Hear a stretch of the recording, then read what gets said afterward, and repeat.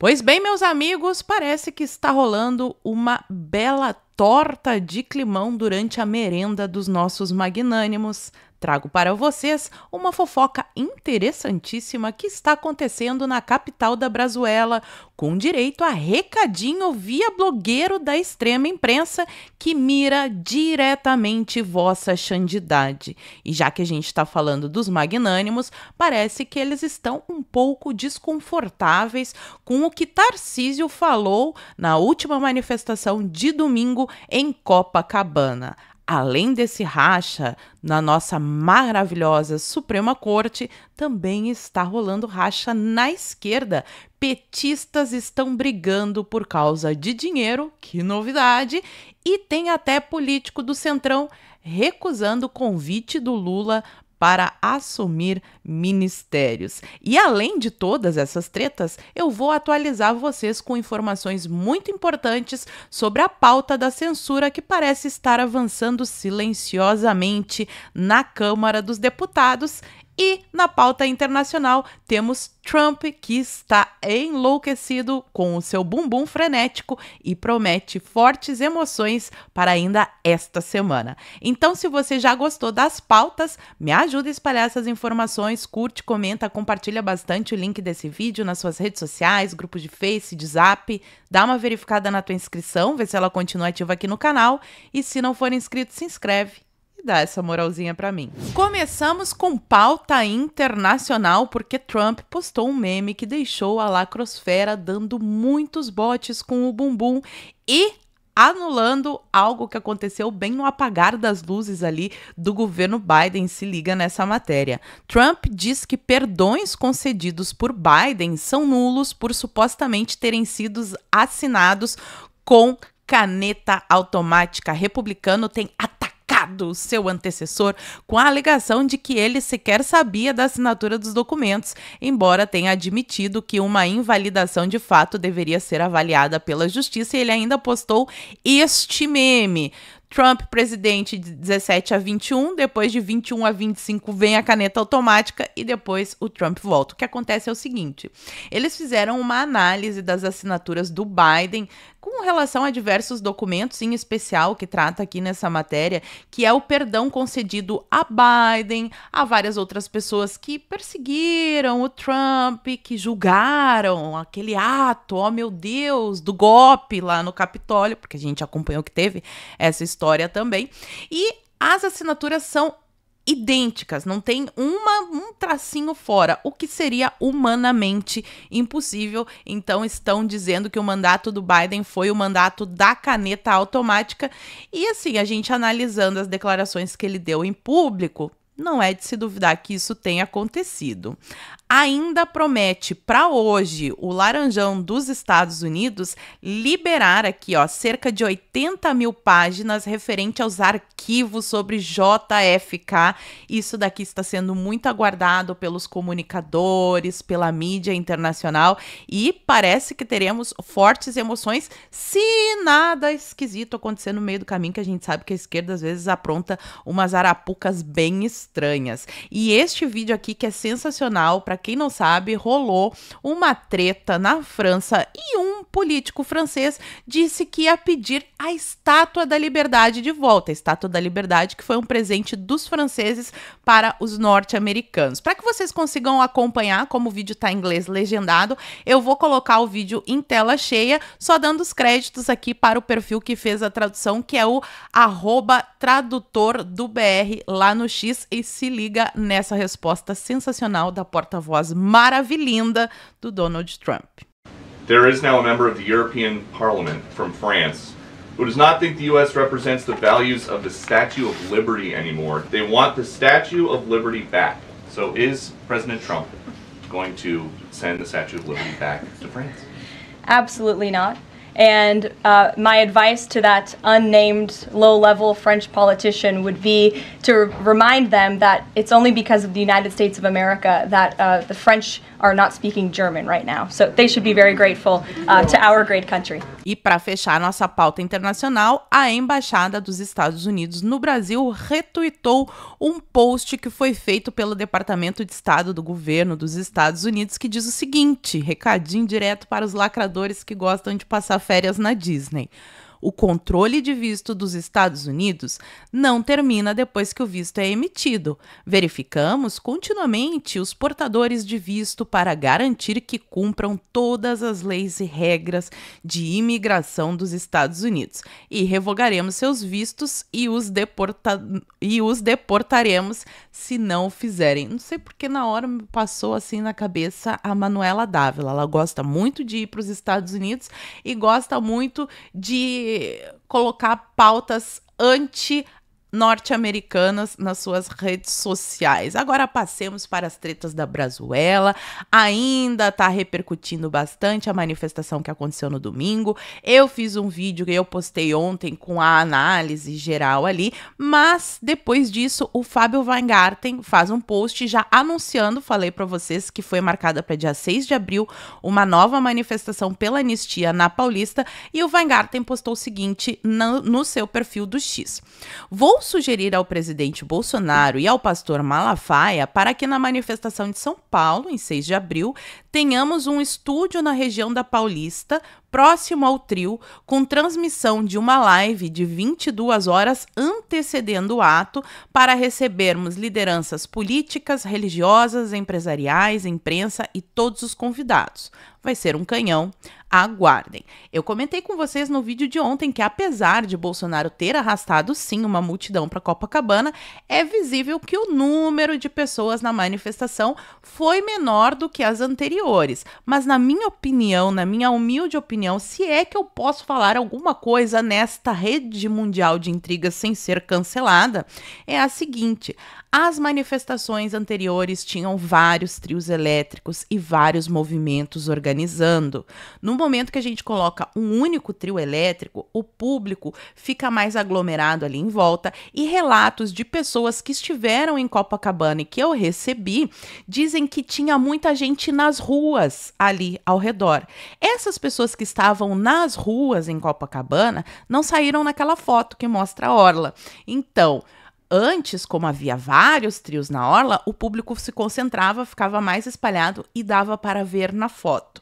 Na Paulista, provavelmente vai acontecer a mesma coisa. Enquanto houver um monopólio das manifestações, e eu entendo as razões do Bolsonaro, o momento que nós estamos vivendo, as intenções dele, mas enquanto a gente tiver um único trio elétrico, a gente não pode esperar o mesmo público de quando tinha, por exemplo, 7 trios elétricos na Paulista. De repente, cabe aí uma aproximação dos movimentos de rua, conversar com o pessoal, porque o importante é a gente colocar muito público mesmo, reviver aquelas manifestações épicas, mas isso com um único trio elétrico, com o discurso de Valdemar. Tava ruim o discurso do Valdemar, né? Lendo papelzinho. Não vai empolgar o pessoal. Então não é que o Bolsonaro tenha perdido apoio. Eu só acho que poderia haver uma reorganização no cerne ali, né? Na logística da manifestação. Com apenas um trio elétrico e somente políticos subindo, a gente não vai ter o mesmo resultado de manifestações que tinham vários trios elétricos e várias lideranças populares. Fica a minha humilde sugestão, se é que eu posso fazer isso sem ser cancelada, traidora, sei lá, intergaláctica, etc. Eu só quero realmente que aquelas pessoas que estão no cárcere, longe das suas famílias, presas injustamente, recuperem a sua liberdade. E se não for pedir muito, que a gente tenha uma eleição com todos os candidatos e que o povo escolha, porque eu já falei, eleição sem Bolsonaro é golpe. E ainda teve essa matéria interessante aqui sobre a manifestação que fala sobre as ausências. Eu falei no vídeo de ontem sobre as presenças, até comentei por cima algumas ausências, mas acho oportuno aqui vir pormenorizar este assunto que precisa ficar na nossa memória, afinal de contas 2026 tem eleição e esses nomezinhos aqui provavelmente aparecerão nas nossas caixinhas mágicas, que aliás é outra pauta que eu já falei que tem que rolar lá no Congresso, tem que ser discutido, mas enfim, a revista OIA traz a matéria matéria as lideranças de direita que fugiram do palanque com Bolsonaro. Aí fala sobre quem esteve, que foi Cláudio Castro, Tarcísio, o governador do Mato Grosso, agora não vamos lembrar se é do Mato Grosso, acho que é do Mato Grosso do Sul, e de Santa Catarina. 4 governadores a gente teve. Mas tivemos ausências bem importantes de pessoas que querem o voto da direita. Então eles têm que ser cobrados. Em primeiro lugar, Caiado. Segundo, Ratinho Júnior. Terceiro, o Zema. Esses 3 nomes querem sim o voto da direita, o voto dos conservadores, não foram à manifestação, mas disseram assim, não, mas eu sou a favor da anistinha, eu quero a anistinha. Em especial aqui vamos relembrar Caiado. Caiado, que em 2023 ofereceu 270 vagas em presídios para detenção de enterro. Falei também no vídeo de ontem da mudança da linguagem, né? Agora estão chamando de participantes do 8 de janeiro.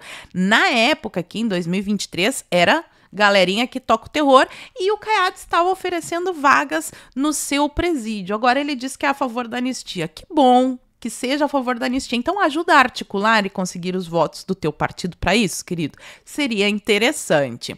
Também chamou a atenção uma faixa que foi colocada na sacada de um edifício em Copacabana que dizia sem anistia. Eu não trouxe isso no vídeo de ontem, mas hoje que eu descobri quem é o autor desta façanha, eu preciso comentar com vocês. Então, foi um estudante, uau, que surpreendente, um estudante de 18 anos, o João Pedro Fagundes, que fixou aquela faixa contra a anistia.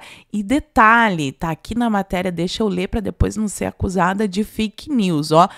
O estudante de 18 anos é filiado ao PT há 2 anos. Então, com 16 anos, provavelmente lá no Grêmio Estudantil, no recreio alucinógeno da faculdade, ele foi convidado a assinar uma fichinha do PT, assinou, é filiado ao PT e colocou aquela faixa ali do sem anistinha. Tudo por acaso, né? Nada combinado.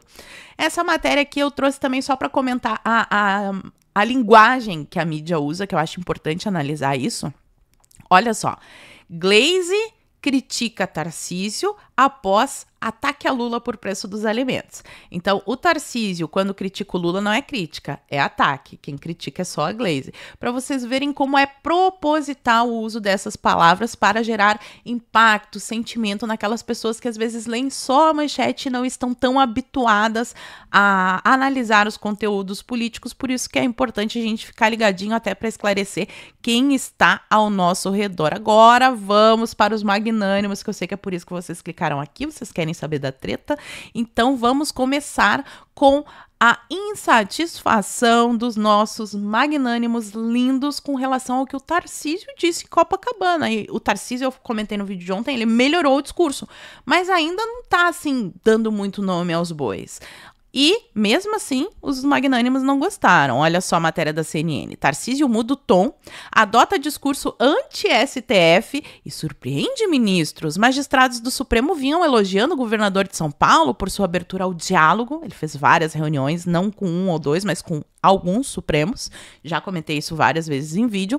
Falas do gestor em ato de domingo causaram espanto entre os integrantes da corte. E ele nem mencionou diretamente os magnânimos. O que o Tarcísio falou é que é uma injustiça enquanto pessoas que foram condenadas, que são criminosos, confessos, que desviaram milhões e milhões e milhões dos cofres públicos, deixando brasileiros em escolas sucateadas, morrendo na fila do hospital por falta de dinheiro, por falta de atendimento. Esse dinheiro que foi desviado, essas pessoas, esses ladrões, esses criminosos, confessos, estão sendo absolvidos. Alguns até conseguiram voltar ao poder, né? Não vou especificar muito, porque eu não quero a Polícia Federal aqui em casa, mas vocês sabem o que rolou, o que está rolando ainda com relação à Lava Jato. Enquanto esses criminosos são aí perdoados, uma senhora que escreveu com batom em uma estátua é condenada e fica longe dos filhos. Foi só isso que o Tarcísio falou.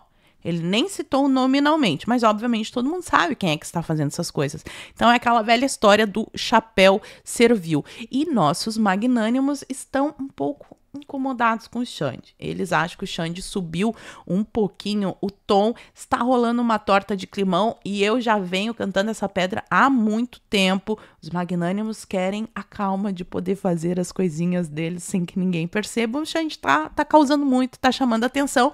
E aí eles mandam um recadinho, porque essa daqui não é uma matéria por acaso, não foi um vazamento, não foi algo de bastidor.